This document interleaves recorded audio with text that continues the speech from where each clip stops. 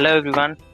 Thanks for joining the session. So before starting the session, let me introduce Robert.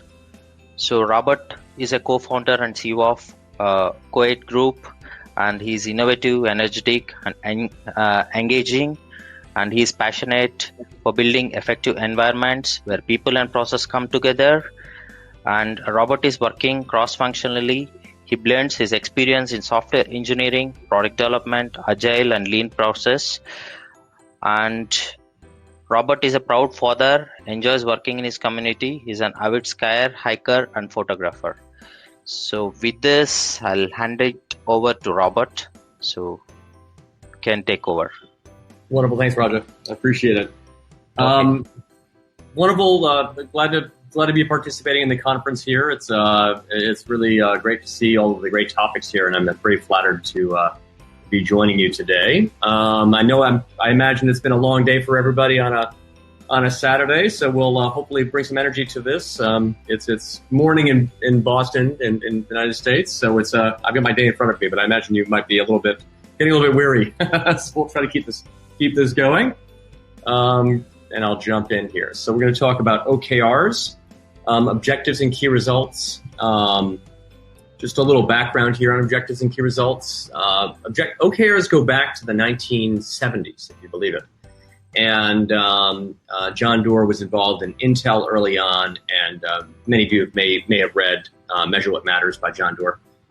It got popular again in the late 90s when John Doerr funded Google. And Google runs their show by OKRs, of course. But really what's happened in the past 2 years is John Doerr published his book, Measure What Matters, in 2018.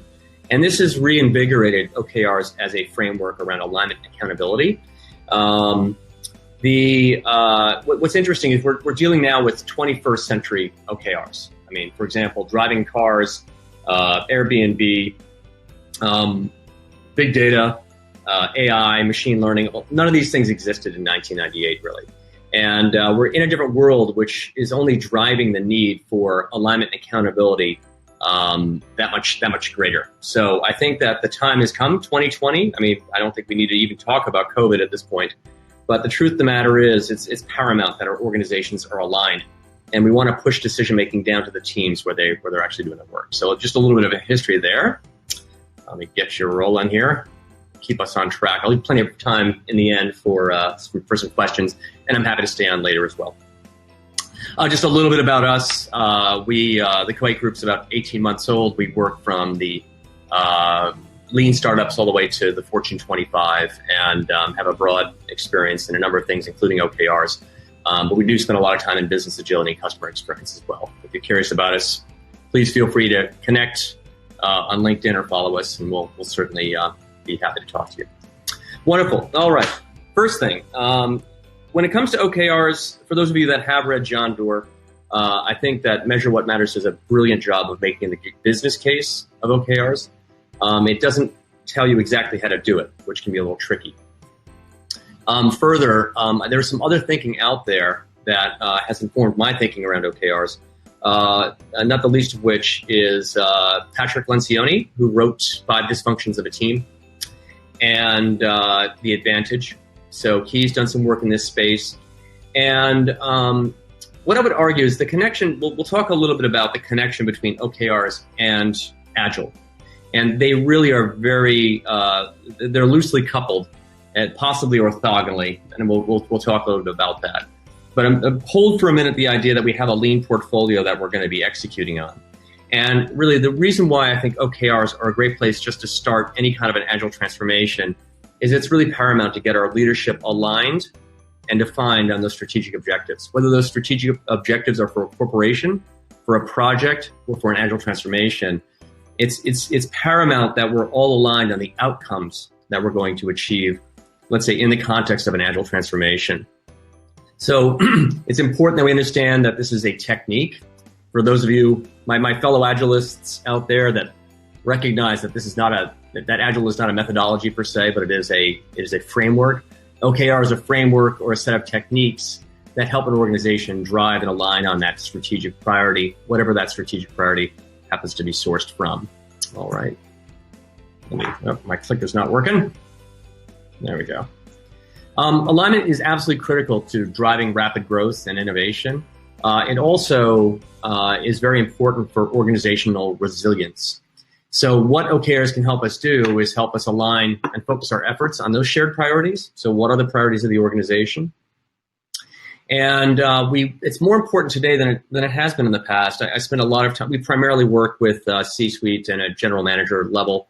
And a lot of the thinking today, I've just seen this in the past maybe 18 months, a lot of leadership is very concerned around making sure that everybody's connected to their work.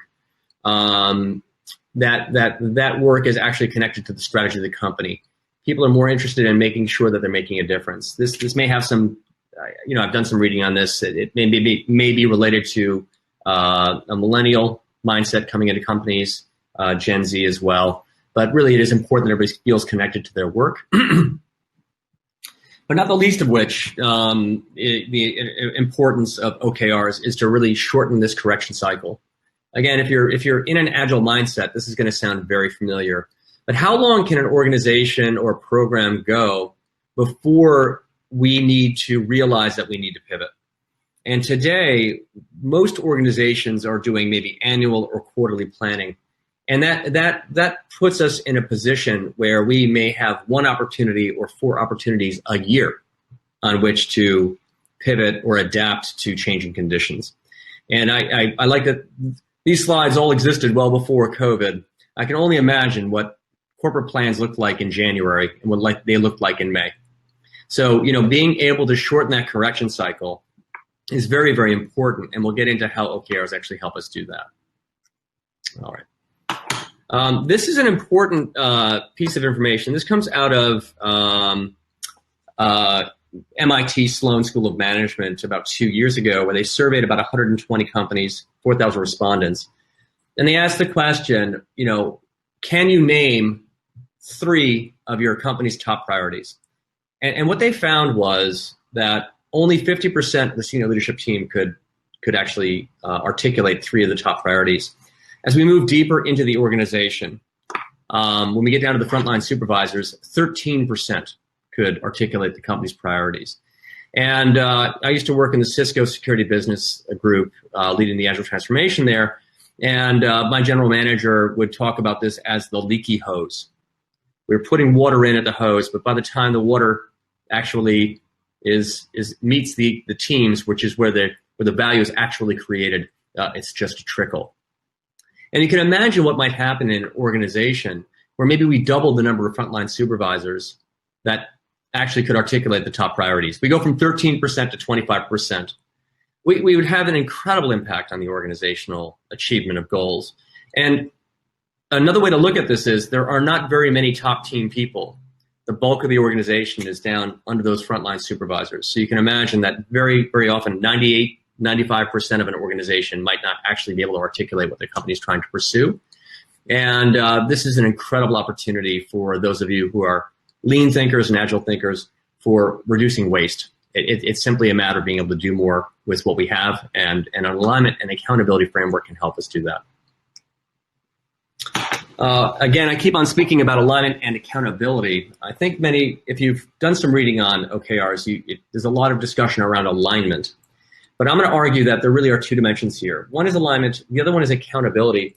And what I mean by accountability is the team is committing to achieving a result. This is very similar, for those of you that are practicing Scrum, to a team committing to a sprint goal. Things will happen. We'll slip stories sometimes because things do happen. We can't know perfectly what's going on. But it is incumbent upon that Scrum team to escalate that impediment immediately so that we can make a decision around how we want to adapt to it. And the same is true in an OKR framework, except that instead of dealing with a Scrum team, we might be dealing with an organization. So that team, when that team commits to a set of OKRs for the quarter, those key results for the quarter, they're holding themselves accountable. And if things change, which they often do, then they should escalate. And we have a phrase within the Co-8 group. We talk about leaning into the red. If we see red happening, we want to make sure that we identify what is the root cause of that red, and let's go fix it. It's not about yelling at a program manager to get it back on track again. As a leader, my job is to go find out why. What is going on here? Why is the situation red? And what can I do to unstick it? So this is very important to understand that what we're talking about here is a mindset shift around alignment and accountability. Further, very often I've come across leadership that has a tendency to think, well, if we're not aligned and we're not accountable, it's not that big of a deal. Well, and you may hear this in the terms of, well, we got to the end of the quarter, we didn't achieve our results, but we tried really hard. The truth of the matter is that that's not a lost opportunity. That's drag. Frankly, this is the same idea of slipping stories over a sprint boundary. Sometimes it happens, and that's okay. That's natural. But if it happens all the time, we may have a systemic problem. So the truth is, if you want to grow your organization, grow your program, it's important that not only is the team aligned on what they're trying to achieve, but they're holding themselves accountable to achieving it. And if things start going sideways, we raise the flag and do something about it. All right. I don't know that John F. Kennedy was an OKR coach. John F. Kennedy, the American president in the 1960s, and he was famous for a speech where he said effectively, by the end of this decade, we will go to the moon and come back again with everybody alive. And that is an outcome. We chose to go to the moon. Here's where we're going to want to differentiate an outcome from output. And what Kennedy did not say is that we're going to create a 100-meter tall rocket ship that has this much thrust and carries 350-pound men and travels at this velocity and so forth. He said, we're going to go to the moon and we're going to come back with everybody alive. And that is an outcome as opposed to output. And very often in most of our educations, all the way through school, college, graduate school, and in the years or decades that we've been working, we've been focused on output. We measure ourselves in terms of how busy we are. Frankly, as a leader, as an engineering leader, I really don't care how busy my engineering teams are, as long as they're sustainable. I don't want them working 90 hours a week and burning themselves out, so I want them being sustainable, back to the Agile Manifesto. But at the end of the day, I'm not concerned about busyness. I'm concerned about outcome. What are we achieving as a team? So this is a first mindset shift that happens in an OKR framework, and it takes some time for teams and organizations to get this mindset. It's a similar mindset to that of when we ask people to go from a waterfall to an agile practice. It's the same kind of idea. It takes a little time to really think about this. However, once you see this, it's very hard to unsee. And this has been a very interesting experience for us in the COA group as we've worked with many, many different organizations across many industries, from manufacturing to pharma to software engineering to MSPs to solar companies. We work across all of these orgs. And it's interesting in all of them when the light comes on that we're talking about an outcome as a team. How we get there, we'll leave that to the portfolio. That's when we start talking about the Agile and Lean portfolio. That's operational excellence and productivity. All right. The other thing that takes a little challenge for organizations and people to get used to is this idea that we're going to try for best possible. Now, most of us, when asked, what can we get done by 6 months from now, we usually go for most probable because we don't want to be wrong and we don't want to disappoint our leadership and we don't want to disappoint our customers. So we basically sandbag.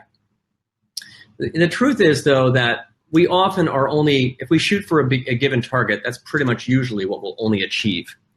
And if we manage to connect OKRs to teams as opposed to individuals, it gives us some superpower here. That superpower is we no longer need to tie performance or the outcome to individual performance, meaning that your bonus isn't tied to what you're achieving here. Now, I do believe in performance management. I'm very happy to talk to anybody in HR out there. We can certainly talk about this. We've worked with many orgs around this idea. But if we can take those objectives and key results and attach them to a team, and the team owns them, we now can shoot for best possible. What is the best possible outcome? And if we achieve 60 to 90% of that, it usually is better than what was most probable. This is what John Doerr talks about in his book around achieving 60 to 90%.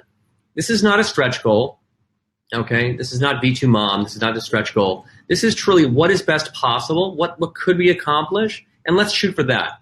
And if we get 90% of it, that's fantastic. So this is one of the attributes of an OKR framework, especially when it's attached to teams, that enables us to really reach for the stars, which is pretty powerful. All right, some principles. In order to make this all work, we'll need radical clarity. We need that environment of autonomy and transparency. Okay, this is why I love working in. We've done both ways. Sometimes we start with OKRs to drive an agile transformation. Sometimes we start working in an agile transformation to get the practices right, and then we start to derive what the outcomes are. It works a number of different ways, but the truth of the matter is that this is where an OKR framework and an agile framework go very well together, because really it's around communication and transparency, which are absolutely critical for empirical process control. So if you have an agile environment, then adapting OKRs to that environment is usually quite easy. Again, we want to push the information into the teams where the decisions are being made. We start talking about empowered teams. In my mind, what an empowered team is a team that has the information to make decisions around what they're building and how they're building it. And in order to do that, they're going to need to know what direction we're moving in. And that is incumbent upon leadership to actually provide that communication. If we have an organization where your job is to do what your boss tells you, you don't need to use OKRs. Don't waste your time with them. If my job is to, Raja, if you're my boss and you just tell me what to do and I just go do it, we have no alignment problem. I'm completely aligned. I do what you tell me to do. OKRs are for those organizations where those teams are empowered to make decisions, and we need to make sure that they understand what direction they're moving in. Another attribute of OKRs, they are fast and focused.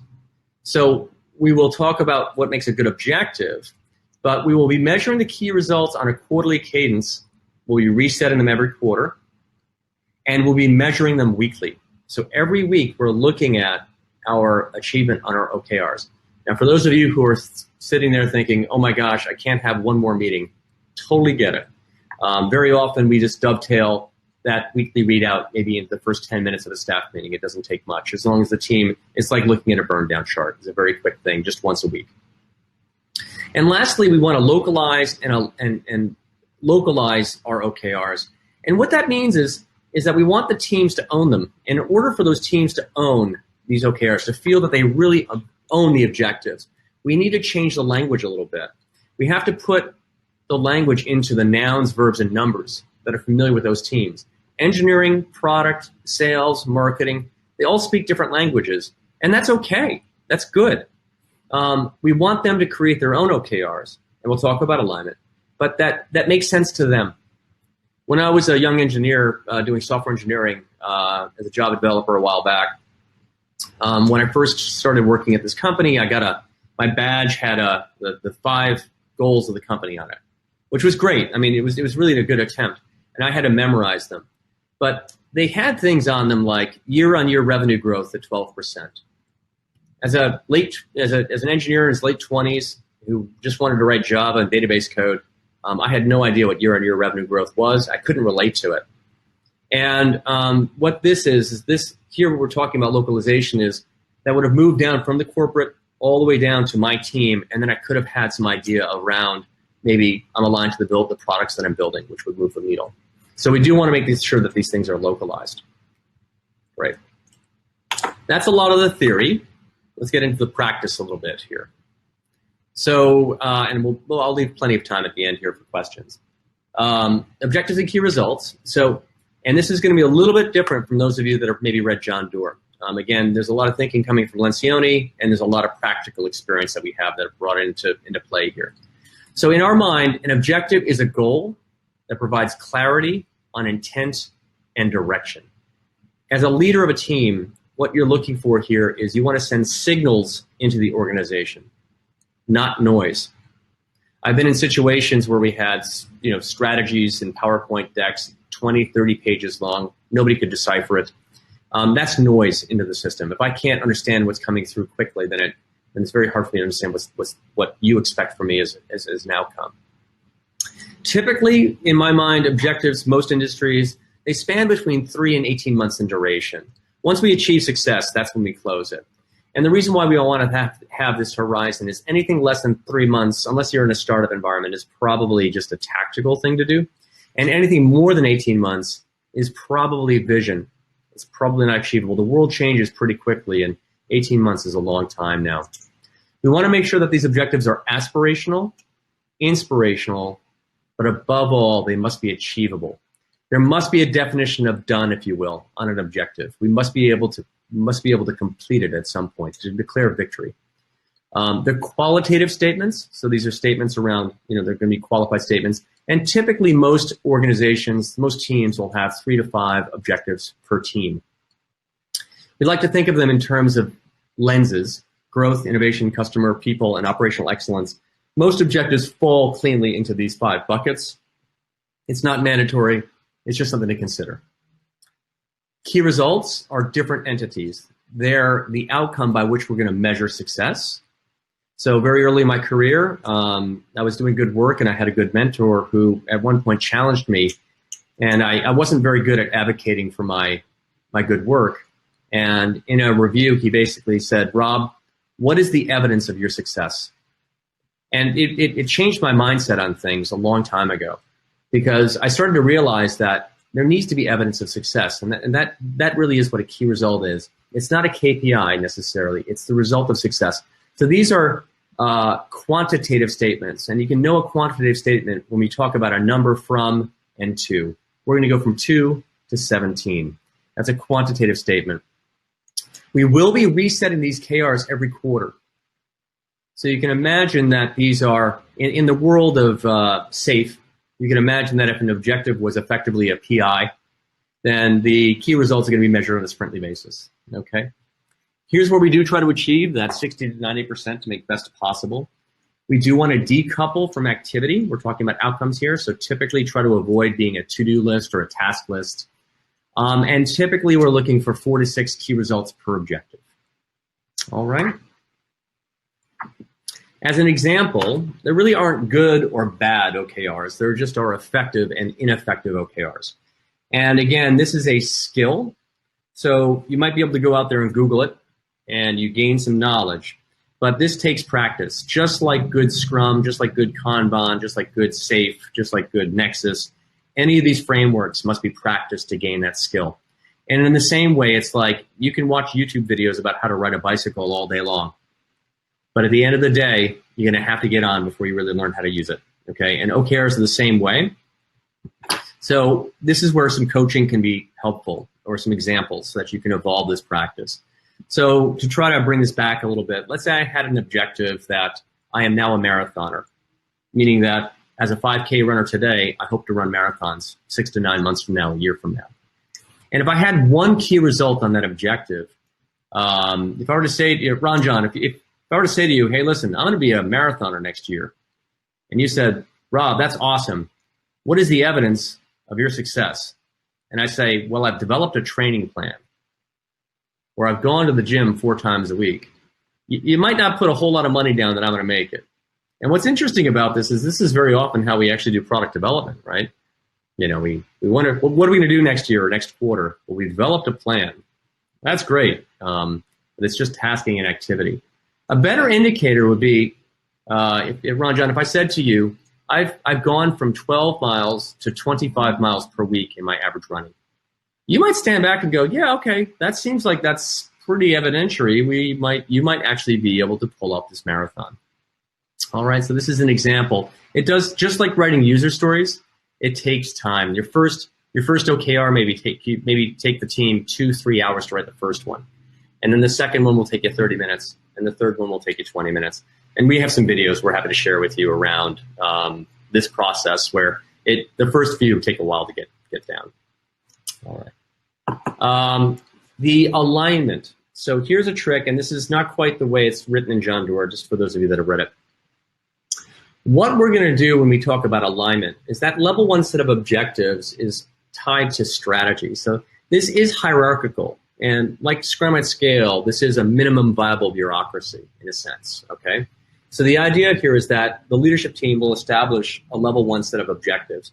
The reason why this starts at leadership, whether that be in a program or a company or a team or a project, is because they're closest to the strategy. They're the ones defining the strategy. And I would argue that if you need a place to start, if you don't have any idea where to start on your objectives, take a look at your current strategy and try to identify those goals from your strategy. Usually it's a one-to-one relationship between those goals and level 1 objectives. If you don't have a strategy, start there. It's important to have that to start before you get going in OKRs. So with the leadership team establishing their set of objectives and key results, 3 to 5 objectives, 4 to 6 key results per objective, then the level 2 teams will start to do their work. This might be engineering, sales, marketing, product, DevOps, it could be anything. And each team will then develop their own set of objectives with their key results that are their indicators of success.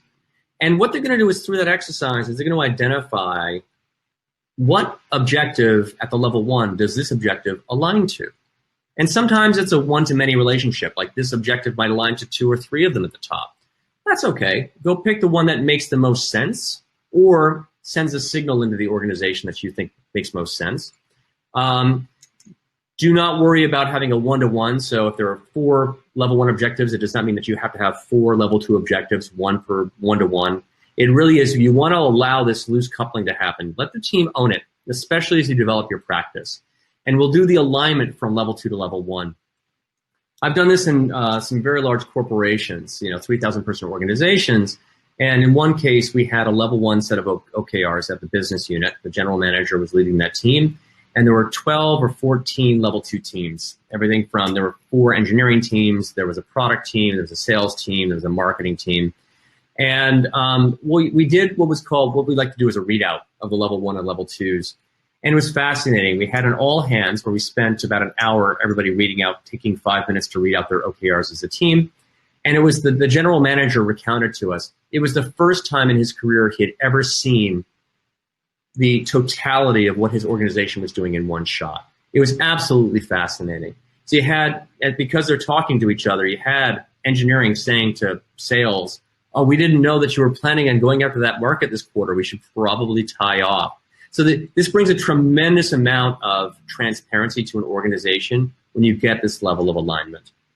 It does take discipline just like anything else. Without discipline, this is not going to work. It is not a matter of just setting up OKRs. It's about becoming aligned. The evidence that you have become aligned is a good set of OKRs. All right? Some best practices.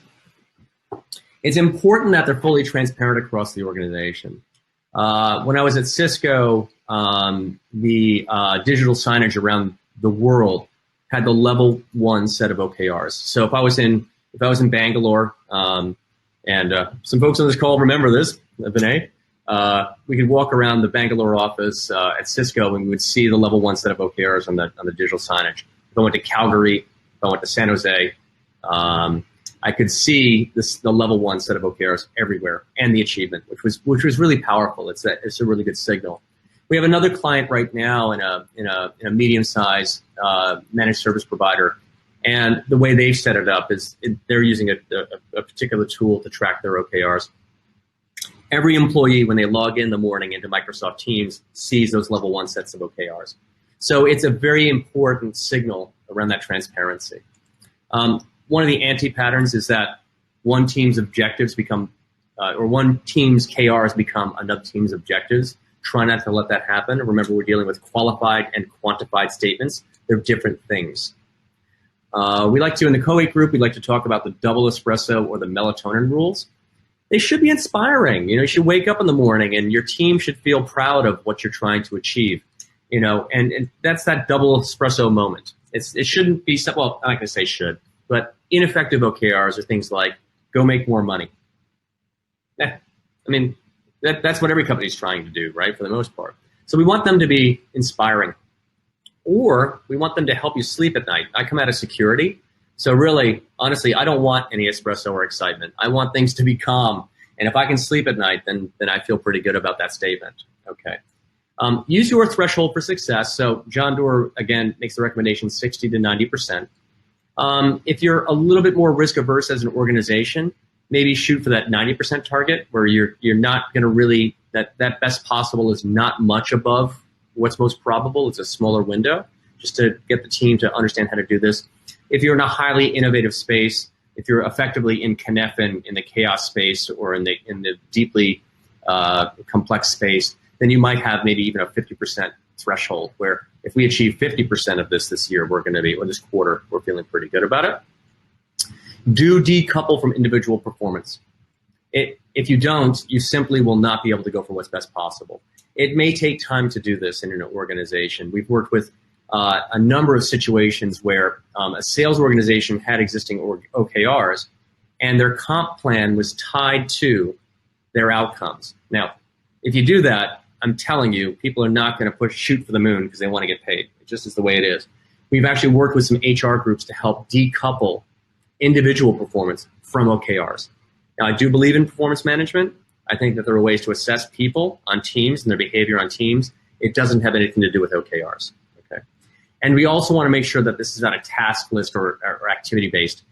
As you get more mature in your practice, you'll be balanced. We'll talk about balancing KRs, and sometimes you may measure, for example, the percent of stories closed in an epic in Jira. That might be an example of something. But you don't want to have all 6 of your KRs tracking Jira epics. It's you're just measuring activity at that point. Don't bother with OKRs. Just go look at a Jira dashboard. Okay, so it's more than just activity. There are other kinds of KPIs that drive these KRs. All right.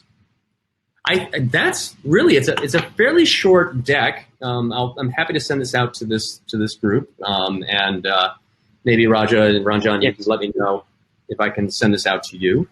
But why don't we open this up for some questions? Yes. Ranjan, you want to read out the questions? Yep. There are a couple of ones, Rob. Sure. First one is there any measuring technique to measure agility in an organization culture? It's not uncommon, and we actually have a client right now that is doing both an OKR and an Agile transformation. So one of the objectives in this program is to build a world-class development team. Okay, so the outcome is that we're kicking butt, right, as a team. And those KRs, one of the KRs, we're still in the process of developing it, but they're basically doing their first quarter's KRs. They're just starting now. So one of the key results is we have executed 3 sprints that the team is proud of. Now, that's very hard to measure in a sense. It's easy to measure 0 to 3, but this is where the Nokia test might come into play. We can just do a quick sample at the end of our retrospectives. Just do a quick 5-question survey on your engineering teams. Just ask the team, how proud are you on a scale of 1 to 5? And what we're looking for is maybe directionally correct data around that. So very often transformations can be characterized here. In an OKR transformation, very usually human resources will carry this one. We are proud of our OKR practice, right? And the key result there might be along the lines of all teams are updating their KRs on a weekly basis, 0-13, right? So 13 weeks in a quarter. So there are ways to quantify this. It does take a little practice. And if you want some examples, I'm happy to share some examples with you, or if you want to set some time up, I'm happy to talk to you about it. This is just like writing good user stories again. It takes practice, it takes skill to develop really good key results. I hope that answers the question. Does that answer that? Yes, Rob. Okay.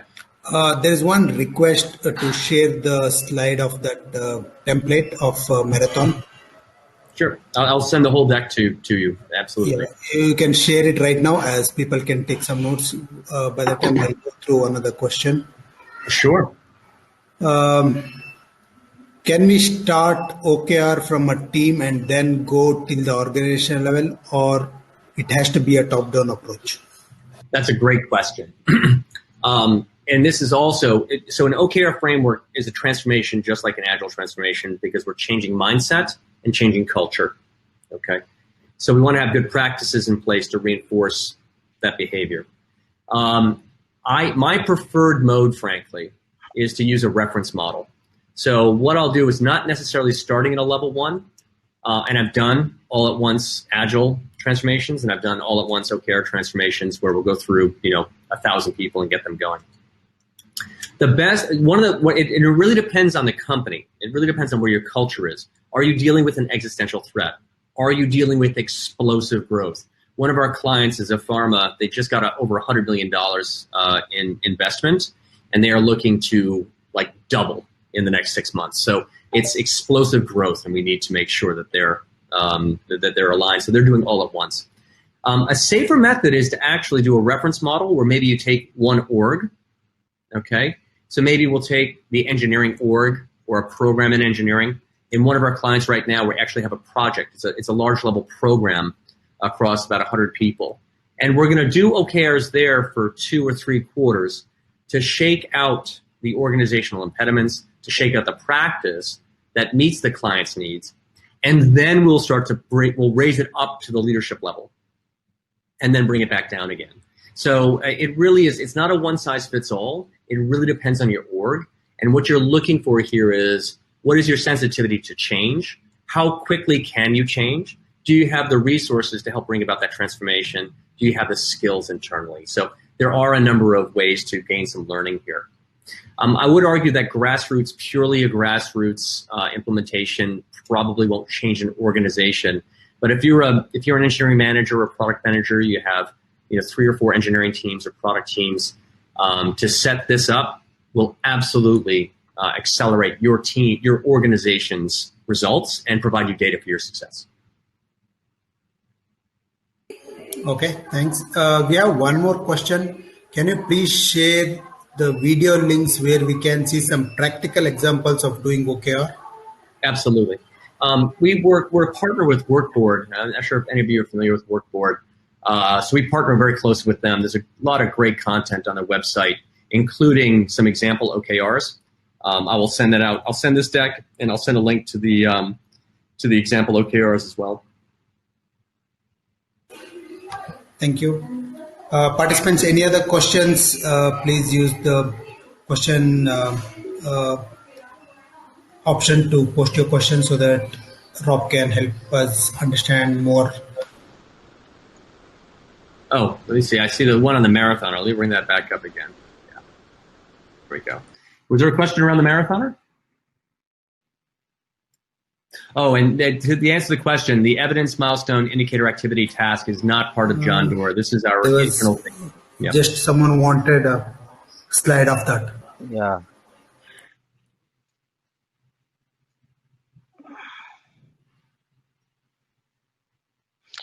So there are 2 more questions. I think, Let me read out. Is OKR close to acceptance criteria, like on a PI level? That's a great question, and I think that there are some similarities, but I would not necessarily. It's a little bit different. I think an acceptance criteria, in my mind, are the essential attributes of success. It's the minimum that I need to do to be successful, and it's usually a checklist of things to do. OKRs are more aspirational statements. We don't know quite where we're going yet, and we're going to set a target and go there. I would argue, but there is a lot of similarity. It's a very astute comment, especially when you look at a PI boundary, like a 3-month boundary. The techniques for developing good OKRs and the techniques for developing good acceptance criteria are similar. So if you feel confident about developing good acceptance criteria, it will not be a far stretch to go to an OKR framework. There's a lot of parallel between the 2 of them. Again, I don't think there's a whole lot new in the world. We do a lot of design thinking in the Co8 group as well. We do a lot of Agile and OKRs. They're all validated learning cycle frameworks, if you will.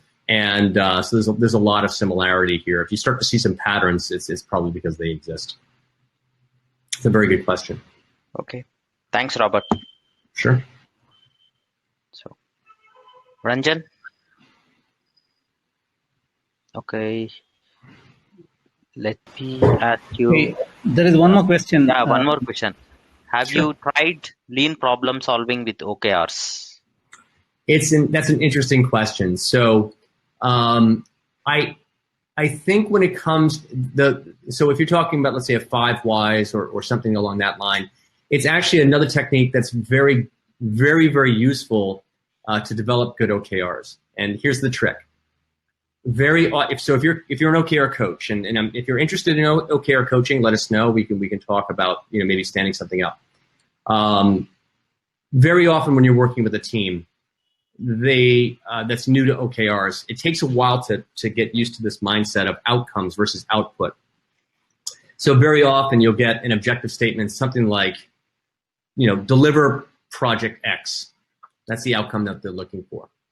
And deliver project X is really activity-based. So as an OKR coach, what I'll ask is, well, why are you delivering project X? And invariably, the answer comes back one of two things. One, my boss told me to. Two, it's going to help the company make money. Okay, great. Let's start there. But let's back away from that. But why are you doing this? What are you trying to achieve by delivering project X? And eventually you're basically doing a 5 whys analysis here, and invariably you come back to something like, well, we want to run an experiment in a new market to see if we can start to, penetrate this new market, and this is an experiment to do so. Great. So that means that the objective is we have entered market X and have learned about it. So it's a so 5 whys and that curiosity is very good if you want to be an OKR coach. It's absolutely necessary to help solicit from a team what it is and why it is that they're trying to do something, what it is that they're trying to achieve.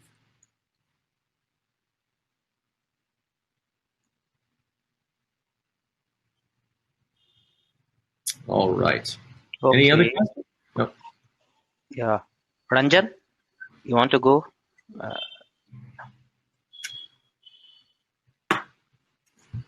Hello. Okay. Fine. Let me rewrite the question. So what differentiates a good L1, L2, L3 breakdown versus an ineffective one? Can we identify if the process has broken down at some level? That's a great question. Yeah. What you'll want to do is visualize the alignment. So there's no way to guarantee this. This isn't grammar. You're not going to, maybe we can develop some AIs down the line that will be good at this, but for the most part, you need people looking at this. But really what we're looking for is, does that level 2 objective have an attribute on it that directs it to level 1? Basically, can I do traceability all the way into the organization? There are some tools out there that do this. If you do this in a spreadsheet, you're probably not going to be able to visualize it. But you should, almost as if it was an org chart, be able to visualize, how does this level 2 objective align to level 1? How does this level 3 align to the level 2? How does this level 4 align to the level 3? And it's important that we can visualize that. Another attribute of OKRs, in my mind, is this idea that we need to have a champion. Okay, in many contexts, it's called an objective owner, but I don't like that term because it keeps the sense that somebody is responsible for delivering this outcome, this objective, and it's not necessarily true. An objective owner is kind of like a product owner, right? The product owner isn't responsible for delivering the product. The team is. But the product owner is accountable for making sure that the product owner is that API to the rest of the organization. So that's how I see the objective owner. So if you have good objectives, I would argue that they should all have an objective owner that can advocate for them. And the ability for them to identify what they level up to is also transparent there. This is just like any other Agile system. This is trivially gamed. There's no way to prevent gaming in these systems. As a matter of fact, if you try to, you're just going to hurt yourself. It's better to, these are just like in Agile as well. These are tools to bring a big spotlight to the organization. I hope that answers the question on alignment there. The breakdown does happen. And not measuring it. I would argue, measure every week. If your teams aren't measuring. Okay, Robert. So, Ebin or Ranjan, you want to continue? Yeah. So we are about the time. So thanks a lot, guys, for being an active participant, asking a lot of questions. I hope it's going to change a lot of your perception about the metrics and the way you measure it. And Rob, we really enjoyed your the conversation. And even though I attended your webinar the other day, I think things are much more clear to me now. Thanks a lot. We also look forward to those links which you said you will be sharing. Even though we feel very confident when we attend a session, when we get into our real OKR at work, sometimes we struggle, So, we need to build that memory. We need to build that muscle, right? So, thanks a lot. Thank you very much for your time. We really appreciate that. And there's a lot of interesting feedback. We'll share that with you soon. Wonderful. Lot of wonderful feedback. You want to say something? Oh, just feel free to reach out if you have any questions. This is, it's a pleasure being here. It's a wonderful, wonderful group, and thank you very much for the really good questions. Thank you. Thank you, audience. Please share your feedback. We really appreciate that. And tomorrow's session, stay tuned. Thank you. Thank you. Bye-bye. Thanks, everyone. Thanks, Robert. Bye.